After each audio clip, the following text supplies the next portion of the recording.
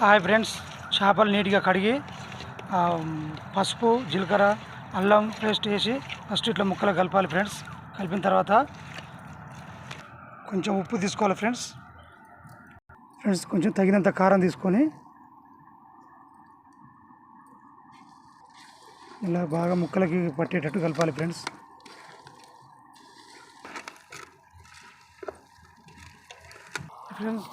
కొంచెం వాటర్ పోసుకొని ఫ్రెండ్స్, నూనె పోసుకోవాలి ఫ్రెండ్స్. నూనె పోసుకుంటే